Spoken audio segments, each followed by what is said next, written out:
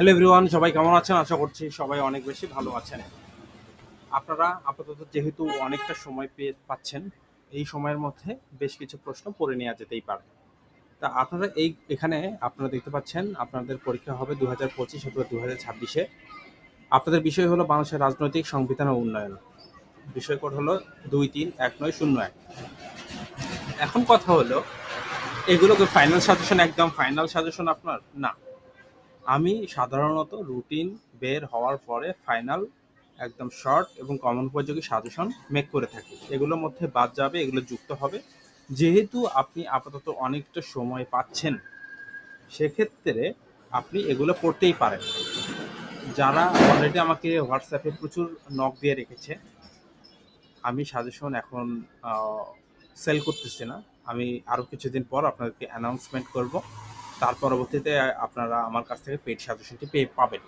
এখন আপাতত পেইড এবং ফ্রি যারা সাজেশন আমার চ্যানেল দেখেন, আমাকে বুঝেন, আমি কিন্তু শুধুমাত্র রাষ্ট্রবিজ্ঞানী সাজেশন আপলোড করি প্রতি বছরই প্রায়।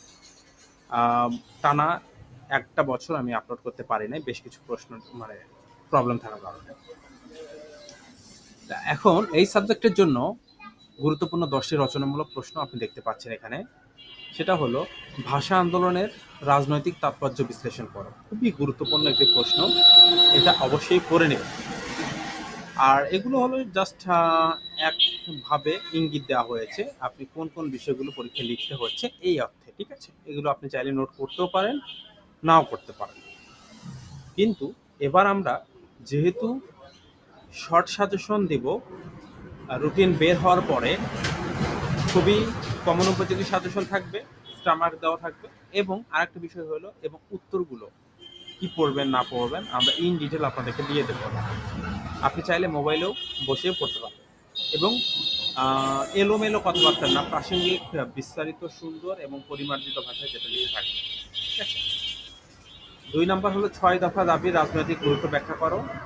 ৩ নাম্বার হলো ১৯৭২ সালে সংবিধান প্রণয়ন ও প্রেক্ষাপট বৈশিষ্ট্য আলোচনা করো। বাংলাদেশের সংবিধানের মূলনীতি ব্যাখ্যা দাও।